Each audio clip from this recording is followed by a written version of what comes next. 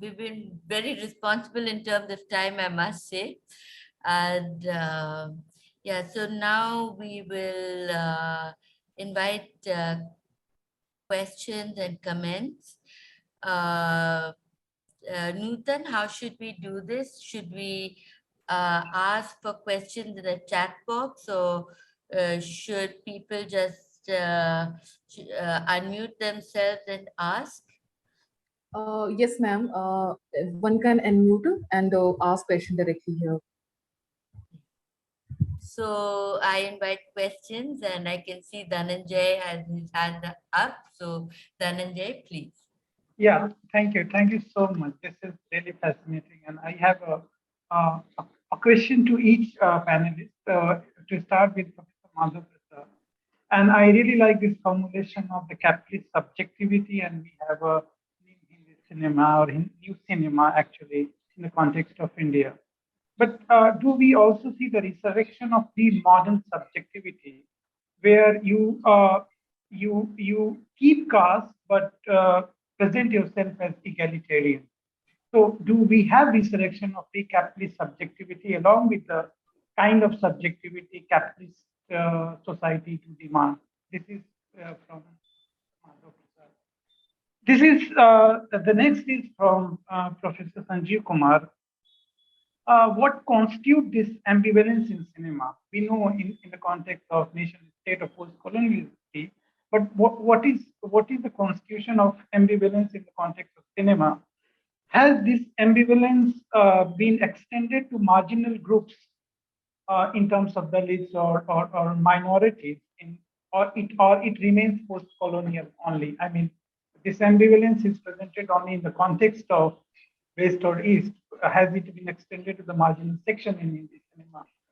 And to Uma, this is really interesting. But one is this, that we see often we see the assertion of the right in Hindi cinema to actors and directors. But what explains the reduction of the left in footnote in Asuran? I mean, the Asuran is a very powerful film, and I think which is influenced by the real life left struggle. But the entire political left has been reduced to the footnote in that film. What does it explain? And to Said, I think this is interesting. I mean, but this is my query. Why do you prefer Aristotelian dramatic over Brechtian epic theater? I think many would like to have Brecht epic theater over Aristotelian, in a sense that, and can we maintain autonomy of aesthetic identity when we had communal consumer, and can we have communal consumer and secular aesthetics together in the context of Hindi cinema? And secondly, do we have this fluidity? I mean, can we say that has fluidity dried up in the context of Hindi cinema vis-a-vis Muslim representation?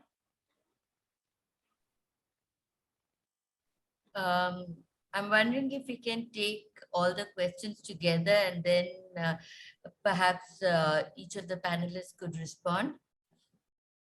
Yeah. So in which case, Eshika, can we have your question? Yes, ma'am. Am I audible? Yes. So my question is for Professor Sanjeev. So this is similar to Dhananjay sir's question about what ambivalence is.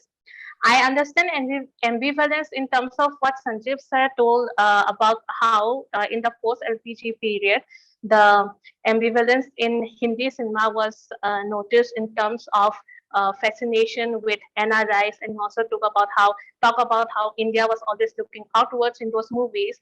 But at the same time, the main characters always they always come back to the great Indian values, emphasizing the traditions of the great Indian family. So how would this concept of ambivalence, this post-colonial concept of ambivalence, would function in the domain of what Madhav sir termed as new cinema, and what Sanjeev sir also emphasized it in relation to Delhi's political cinema. So how would this ambivalence work in new cinema or in the domain of political cinema? So that is the question for Professor Sanjeev. And another one is just an observation on the analysis of the movie Pink made by Uma ma'am. So Uma ma'am kind of in her argument defended the character of Deepak Sehgal played by Amitabh Bachchan when compared to the Pawan Kalyan remake. So while that is very apt, but I believe the problem does not lie in the fact that the character of Deepak Sehgal, the problem does not lie in the powerlessness of Deepak Sehgal, but the problem was with the fact that the person who played the character, Amitabh Bachchan, the directors, the screenwriters, and other producers decided to install a person, Amitabh Bachchan, who is the uh, archetype of the angry young man of the 1980s, or the powerful paternal figure of Bollywood, or who we can understand as the representation of the symbolic order. So the problem lies in that, and not in the fact that Deepak Sehgal as a character was very old and he was aging, always using masks and everything. The problem lies in the fact that it was that a very powerful Bollywood celebrity was made the mouthpiece of feminism, thereby implying implicitly that the feminist messages would not be taken seriously had they been voiced by a female person or any other man who do not enjoy as much power as Amitabh Bachchan does. So that's all. Thank you so much. Thank you, Ashika. Perhaps what we can do is each of the panelists could respond to the questions that have been raised. Take questions together. Professor Mohanty is. Professor Mohanty would like to ask a question. Yes. Huh? Another fantastic panel. I'm very educated. I have a very simple question. Now our life is very much getting filled by the new Netflix, Sony Live, the global monopoly capitalist entering the sector.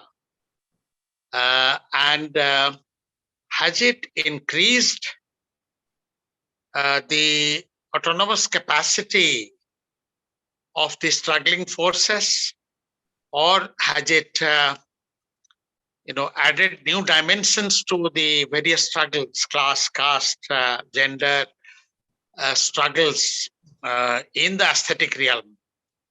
If my proposition would be that it has actually diluted the intensity of class struggle and sought to redirect the aesthetic sensibilities in what would be, from their point, manageable direction. Will that be a correct reading? I think the whole panel may consider this anxiety. Thank you. Okay. May I ask? Manindra? Yeah. Two small questions. One to Uma. Uma, you explained that why things were changed when Hindi film was translated into Telugu.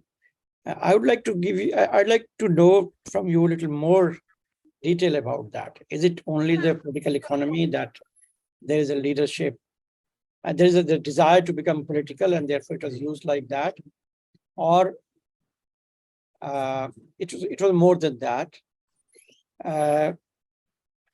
Why I'm asking this question, I have a feeling that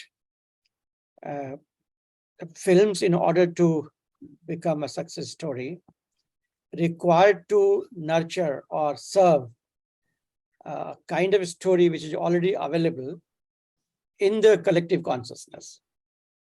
That has to be connected. Like a person like Amitabh Bachchan could not have been accepted by another audience as somebody who would take up this case. So that is something that I would like to know.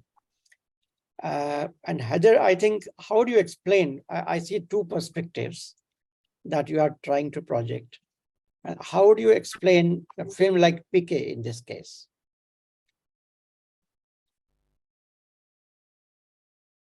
Yeah. Are there any other questions? Or shall we move to the panelists? Yeah. So in which case, perhaps we could, Madhav could go first, followed by Sanjeev, Uma, and Syed. Yeah, I'm afraid I did not catch Dhananjay's question. It was there was a lot of the voice was breaking up. So is that could you repeat that quickly? Or Yeah, just the one. I mean, along with the capitalist subjectivity, we have also pre-modern subjectivity, where we have you keep a caste intact, but propose a kind of impossible egalitarianism. impossible? Egalitarianism, like Article 15. Uh-huh. Well, yeah, again, I mean, what the state provides in terms of articles and so on, in the terms of the law is one thing, which reflects, I guess, what was possible in the negotiation, in the sort of demands of various sections and what they were able to achieve through their exercise of their power, which was not much. There were certain basic provisions, of course. But in terms of cinema, if you look at precisely the film based on this article, you can see that within this new kind of aesthetic frame, there is already an exploitative dimension that has arisen. Article 15. I mean, if you know the terms black exploitation, and which is, if you can think of this as Dalit exploitation cinema, which is actually coming within the terms of this framework, where a kind of central figure protagonist who is very much identifiable for a sort of the new middle class audience, takes you through the motions of awareness of issues and so on. So in that sense, the obviously the caste is not set aside; it's intact, as you're suggesting. But what I was trying to say is, for instance, if you look at Fundry, so on, the ground is getting transformed so that collective struggles are no longer the sort of medium in which people express their emotions and so on. There is an individualization. That's that's where the neoliberal character of the present comes in. That even in Fundry, for instance, the boy, there is a disidentification with both with the family, as well as the hostility or a suspicion of the oppressive presence of the other communities there. So in that sense, the current transformation is such as to drive everybody, including those who might have only believed in the possibility of collective struggles in the past, to imagine individualized routes to freedom. I don't know if that answers the question, but I hope we can talk about it some other time if it's not. About the OTT question, I think that's the other one that's generally posed. Right, what it is doing, OTT, it's a separate question, so it's too large So I did not talk about it in that presentation. But actually what it's doing is, it's in some ways absorbing some of the aesthetic charge of the new cinema into its own rentier machinery. It's it's also introducing a kind of script writing kind of frenzy into the mix. So there is a lot of mimesis of imitation of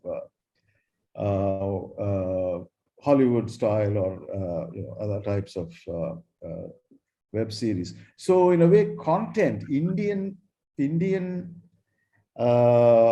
sort of characters are being thrust into certain kind of algorithms, if you like, cultural algorithms which are already tested in various other countries of the world. That's one of the things that they're doing, and they're doing a very shoddy job of it at present. You can see that it's some of these things produced by these writing rooms, as they are called, have at the level of script, they're extremely shoddy work. But I think that's where it's going. So these platforms are trying to offer a service which will encompass and sort of relativize the individual character of each of these products, so that they're distinctive. The cinema, where every film is used to be considered a distinctive artifact, a work of art, or whatever, is now subject to this kind of, it becomes a part of a gallery of films, endless gallery, endless list of them. And so, yeah, I don't know whether to say that it's whether, how it is working, with or against the class struggle, but it's certainly sort of creating new content which is internationalized in terms of formats and so on. And what that does, we can, we have to wait and see. Thank you. Okay. Yeah. All right, Sanjeev. Yeah. Okay. Am I audible? Yes. Okay. So let me begin with Professor Mohanty's argument or intervention. So obviously it's in a way it's challenge in terms of commercial realism of cinema also, because of the whole commercial quotient that it brings in. But the entire way in which India is still not so internet friendly, in the sense that how many of them actually use OTT platforms and how many of them are still really glued to their televisions and cinema halls. And of course, that needs a very significant statistical analysis to understand. But still, I consider that at least in terms of the rural heartland, Hindi cinema or any cinema, regional cinema, plays a significant role even today. So that's maybe a simplistic argument, but that's where I'll settle with. Dhananjay, yeah, like what constitutes post-coloniality in, ambivalence in Bollywood? Obviously, the ontological situatedness of the Indian society, or let me not call it as a public culture, but the larger social setup that India actually has. Like, I'll just give an example, the way in which the movie watching, if you have a survey of the movie watching in the 1980s, 90s, there is a trajectory that you can actually map. Like, there used to be morning show and matinee. So if you look at the spectator composition of those shows, it was completely different, maybe retired people or even to some extent college students. And evening first show, that's where the spectator composition completely changed. And when it come to the night second show, the spectator composition also changed. Of course, that's one way of looking at it. But even if you look at the predicament of Indian cinema, if we want to call it as a post-colonial predicament of Indian cinema, it is an inevitability that Indian cinema has to represent all this. But if you compare, say, Hollywood, if you look at a pattern wherein which, even if I bring in C. Wright Mill's argument of America being a middle class dominated society, what C. Wright Mills calls as the power elite. So the whole idea of cinema had one dominant narrative that actually encompassed much of movie making. Say 50s, 60s obsession with, say, communism, 70s, 80s, the very oriental representation of what we call as the Gulf societies and the Arab and Middle Eastern societies, the underworld, something like True Lies. So there is a there is a one popular narrative that holds larger cinema making, or even like the cyborg society which America was facing, but like Terminator or Robocops. So, but if you compare it with Bollywood cinema, the inevitability of catering to 3 levels of audience, because India is not fully urban, India is not fully rural. And of course, it may not even fit Emmanuel Wallerstein's semi-periphery. Also, the uniqueness of Indian society and the catering, the need to cater to the post-colonial narrative of development lies at the ontological situatedness of the ambivalence. So I may say that it was inevitable, but yeah, what if Bollywood cinema produced era-wise single narrative movies like the Hollywood? Well, the story would have been different. Similarly, what Ishika asked, yeah, returning back to family values in the 90s and what about today? Yeah, obviously, even if new cinema is largely about not retrieving the family values, but it's about the conditions of a post-globalization society. So there is, we all accept the hard realities of the post-globalization or post-neoliberal society where economic inequalities have been deepening. So there has to be some sort of a retrieval in terms of romanticism that Bollywood needs to be showing by romanticizing success stories like Sui Dhaga. So obviously new cinema has a responsibility. That is where Deleuze's whole idea of political cinema is purely entertainment, but whatever cinema shows is not just pure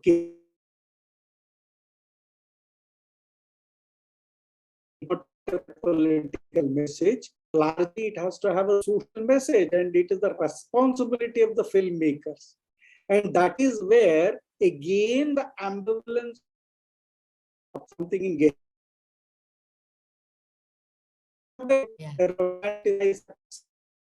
I think, Professor Sanjeev Kumar, your voice is breaking.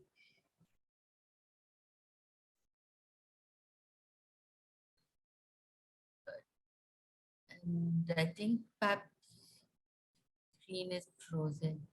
Uma, perhaps we can carry on. And Uma, could you respond to some of the questions? Yeah.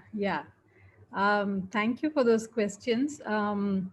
I'll start with what the point that Ishika raised. Ishika, you're right. I mean, I agree with what you have to say about Pink. In fact, that's what I said, that Amitabh Bachchan becomes the spokesperson for the women's movement, as it were, and so and obviously his star power is used in the film, to attract, you could say that to attract audiences, or you could even say that that there's a way in which there's a reinstatement of a male figure, but but I think in spite of that, Pink as a film, the narrative manages to open up some possibilities, to raise some questions, the way in which, that Amitabh's character is developed, the way the narrative moves.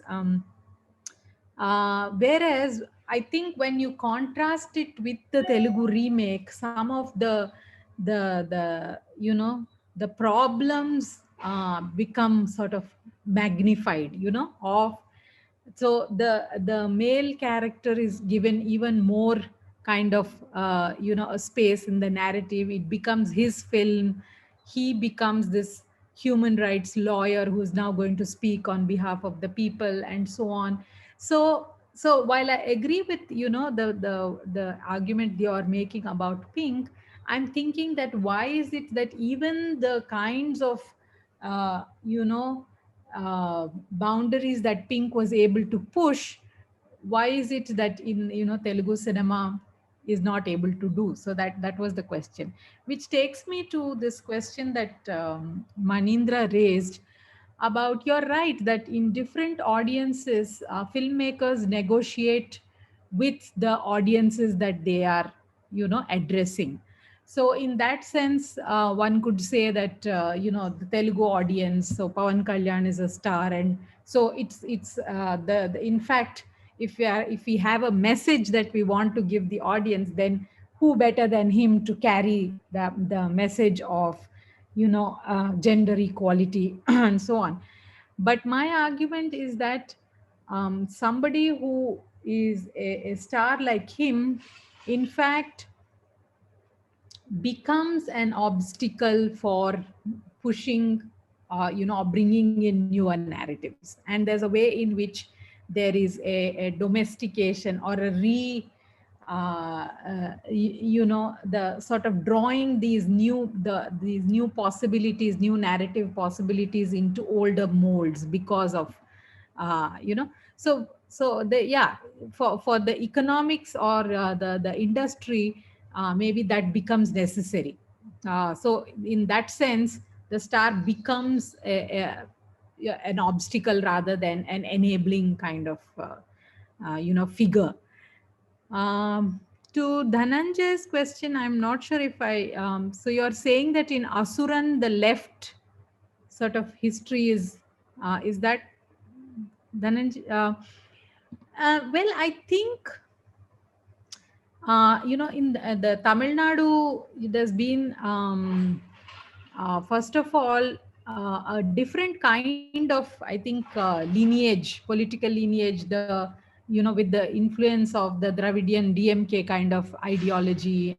And so more recently, the foregrounding of the caste question, and that kind of those politics there, do not allow, I think, for the sort of there has not been a left kind of. Whereas I would think that in Telugu cinema there is a history because of for at least a period of time, the sort of ML movement, the Naxalite movement, was a very powerful kind of influence. Even in popular culture in Telugu cinema, there is a which some people may say is, and that is the reason for the resistance to addressing the caste question. You don't have the kind of Dalit cinema that you have in Tamil or in Marathi, in Telugu, for that reason. So that would be another way of looking at that presence or absence of the left. Shall we move on to Syed? Sure. Okay, so first of all, why the Aristotelian and not, say, a Brechtian? Well, to be fair, that was something that I think Brigid Meir is sort of doing a little bit more of. But I'm not particularly wedded to one or another. For me, the point is sort of thinking about the sensation embodied somatic dimension of cinematic experience, the act of viewing a film, being engrossed in it, being pulled in by it, etc. So I think there, the notion of the disinterested aesthetics of Kant is perhaps not so alive or relevant in the argument. It doesn't help. The Aristotelian notion of catharsis and things like that aren't necessarily the key things either that I'm sort of attracted to or drawing upon. And I think Brecht's also sort of aesthetics, if they're, you know, the notion of estrangement or defamiliarizing the familiar, I think those are helpful as well. But what I'm pushing towards is actually familiarizing the unfamiliar.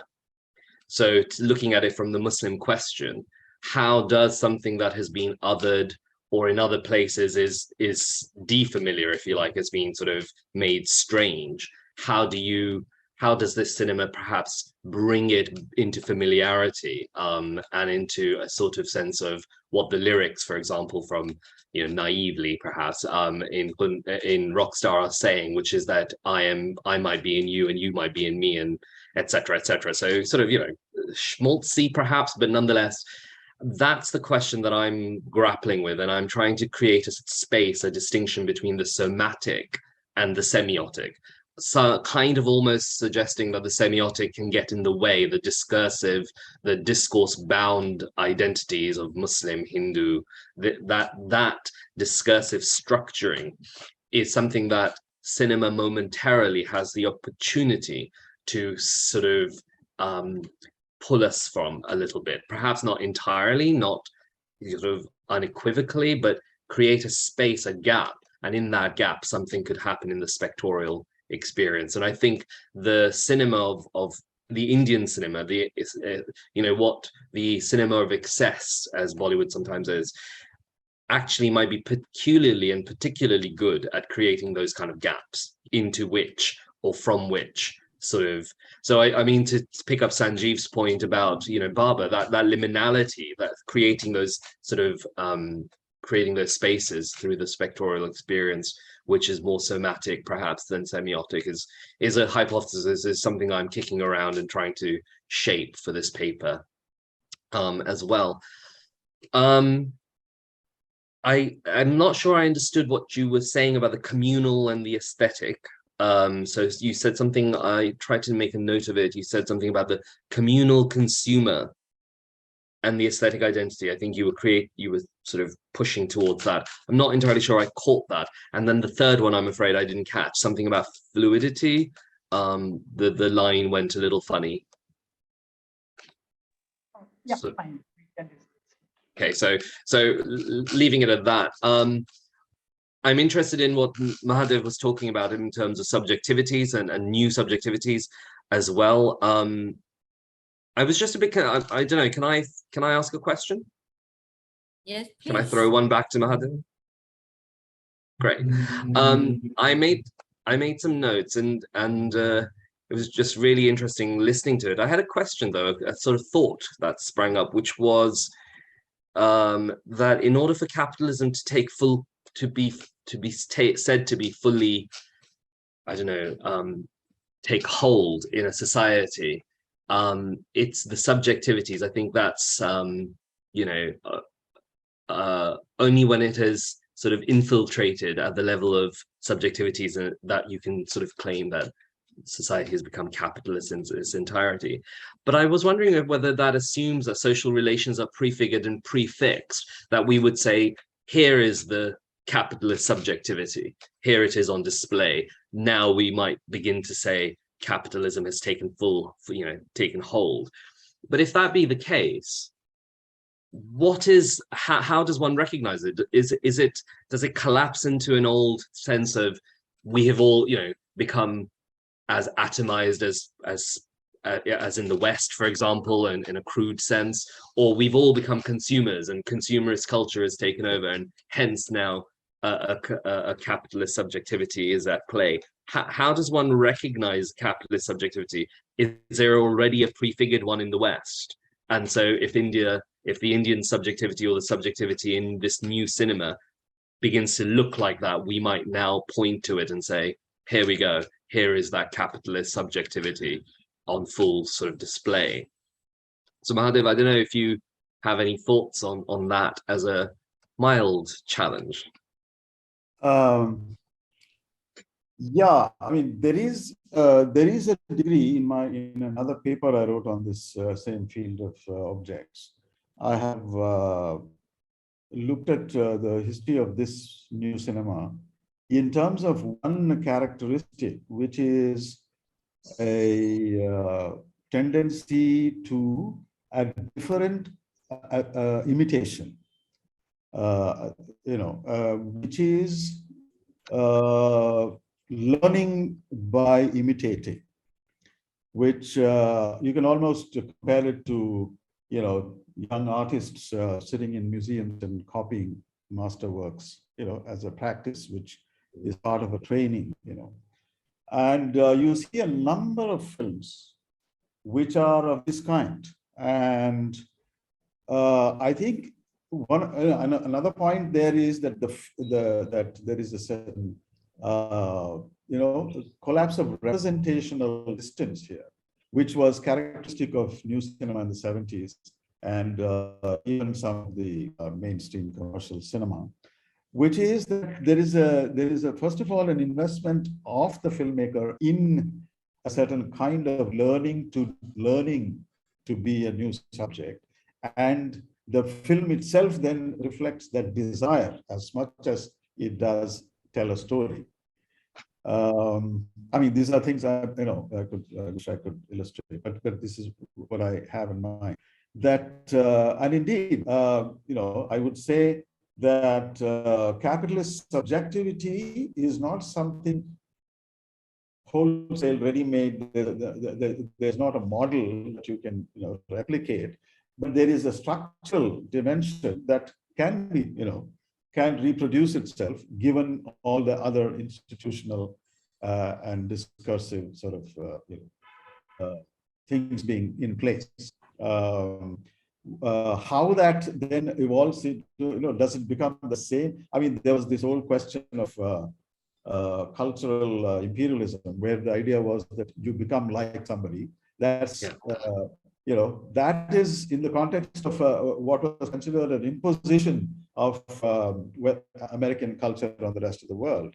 But here it is a kind of subjective, self-fashioning kind of activity, in which imitation operates as a way of learning. And imitation, not necessarily one cinema, but there is a lot of, there's been a lot of effort put into genre filmmaking, learning to make genre films.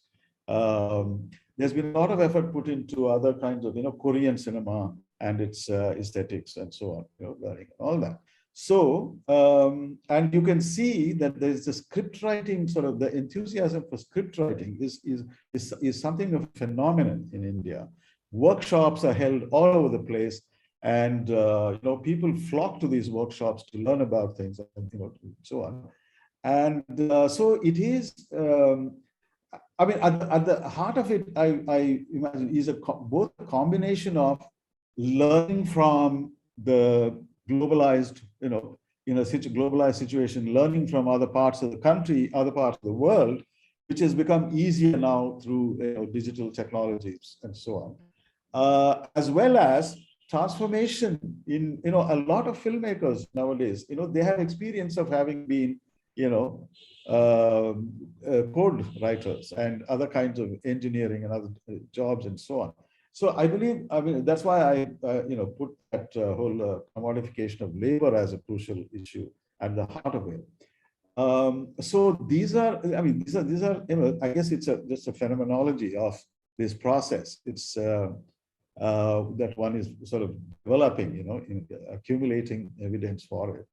And the cinema definitely shows a new kind of sensitivity to the question of the whose body is it, in a way that you've never seen it before. I mean, a film like Thappad, is inconceivable. Thappad is middle class sort of sense of the inviolability of the body and so on, which is there in Queen and other Masan and other films also. And the Great Indian Kitchen and people like that, where bodily this drudgery versus labor of a different kind, freedom, etc. Questions which have a global sort of have debates, have been sort of the subject of global debates and so on. So whether by this kind of structural transformation and subjective modifications of subjective dispositions, or through the learning from this influx of global culture, and so on, through a number of processes, I believe they are part of the whole. They're all part of this thing. So the filmmaker's desire in this case is itself a desire for transformation of the same kind, and that's the crucial thing in a number of these films. But of course, there are other things like genre filmmaking. Yash Raj films also trying to get into the act and doing certain, and so, but that's also a part of it. And you can see that even the mainstream commercial cinema has been undergoing a lot of convulsions, changes of its own, responding to the. You could say that there is a lot of social limitation that was, in the content of these Karan Johar, Aditya Chopra films. Whereas here, it's actually aesthetic, at the level of aesthetic representation, discourses, that there's an imitation of learning by doing, learning by imitating, and so on. I mean, this is, this is something that is generally not approved of in, to say in public that, Indians learn by aping the West and so on. There is a certain protocol that prohibits that kind of discourse. But I think it's when you see it around you, I think Indian cinema, for instance, has never had this kind of problem about learning from others that the post-colonials tend to have. So anyway, that's my answer. But I think in the work that I'm doing, I think that's interesting. In the work that I'm doing, I think there's a sort of narrative that still, for me, one of the things that I will do with my students is a notion of that cinema is always already global, that there is a narrative around cinema that sort of too much kind of linearizes it, or somehow sort of it, emerges in the West and then off it goes, sort of traveling. And while that is to some extent true in terms of the inception, if you will, it has always already been global. There is this, and that is the re-narrativization, I think, of cinema. So I think it wouldn't be so much simply a case of aping, and I would be, I think there is this orthodoxy, a new orthodoxy that sort of says, avoid this. This is, about hybridity and glocal and et cetera. But I think it might be just a touch too harsh. I don't know. I don't know whether I'm mishearing you or misunderstanding, but it just seems perhaps it's not simply reversing to aping or not aping. I'm not saying aping. I think imitation is not necessarily aping in the sense of these are very serious projects of learning to do that kind of film. Zinda is an example, and this dinner game, Beta Fry. There are a whole bunch of films. I mean, it's not that it's sustained, for right through 30 years. But there is a moment where you can see that there is a lot of people are doing this. Zinda, if you look at Zinda, I mean, you can't think that Sanjay, what's his name, actually thought that this film is going, it's like its commercial possibilities, I don't think would have, been very, great for, in anticipation, because it really doesn't, but there is a serious, doing everything according to this, how it is. And the fact that there was never such a cinema is what makes me think that that's what is going on. This is the practice. It's a workshop kind of activity, if you like. So it's not, you see, aping, for instance, in the old days, there were a number of films were lifted and then they were camouflaged in the, the existing Indian film aesthetic, which then, you couldn't recognize it, really. I mean, whether it is Andaz or the Parent Trap films, or, there is constantly you used to have some of these films, but they were so totally, with songs and everything and so on. They were not recognizable, except story structure. But this is a different kind of working with the originals, because they are of a different aesthetic quality. Now, interestingly, in India, one of the things is, for instance, the age of melodrama. We talk about the age of melodrama. And melodrama is a global aesthetic. There's absolutely, it's everywhere.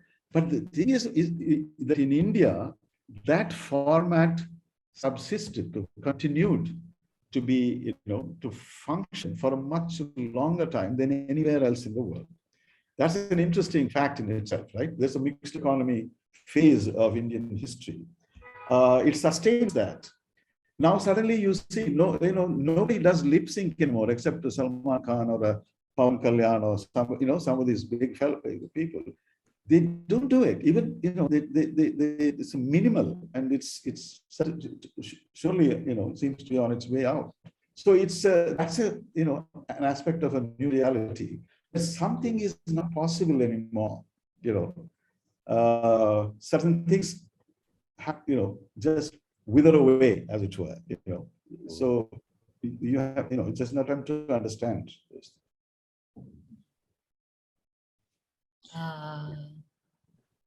Yeah. So it would be actually quite interesting to leave the panel discussion there with the conversation between two panelists. And yeah, I think that discussion actually opened out questions which were hinted at and not fully opened out in the presentation themselves. But I think very quickly, to wind up as I'm supposed to, I think one of the things that we have left with us to think about is the question of the body in time as within the frame of the new films that are, say, 21st century, we would like to call it that. The idea of body in time is quite interesting and important, really, especially in a visual medium such as cinema, particularly in the context of the identity. And for example, I think Madhav ended with pointing to gender and caste as examples of how embodied identities, operate within filmic narrative. But visually speaking, the gendered body is not quite like a caste body, in the sense that a gendered body is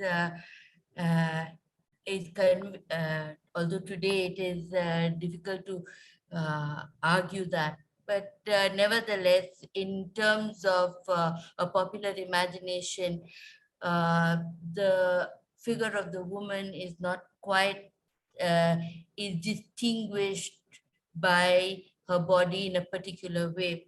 Whereas how does one actually think about caste? How does one do that? Skin color or what? So even if similarly, if you think about a Muslim body, what is there in the body itself that that is characterized as a Muslim, right? A particular gesture, particular clothes, location in a particular thing, a name. So, I mean, when you look at the body itself, you know, the specific embodiment, there is I think there's a sense in which gender is not quite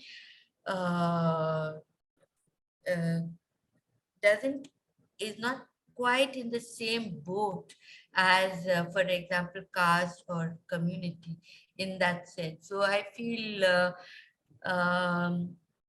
perhaps one can think a little more about this. The idea of an aesthetic identity,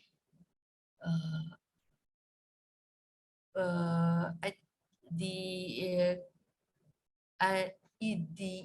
aesthetics of identity, to actually to look at the detailing that Syed talked about, whether those details, how do those details intersect with the body per se, in the body in time per se?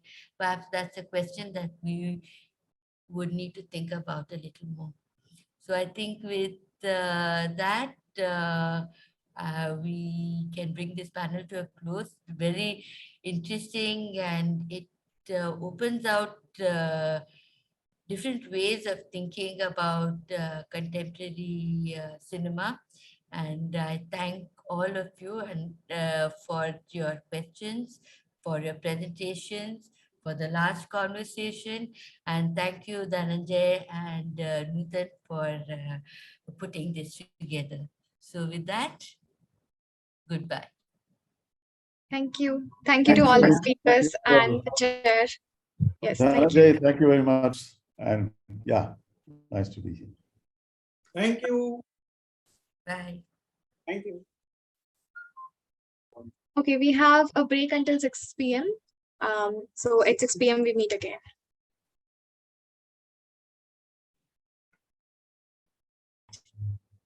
Goodbye. Thank you. Thank you to all the speakers and the chair. Yes, thank you. Thank you very much. And yeah, nice to be here. Thank you. Bye. Thank you.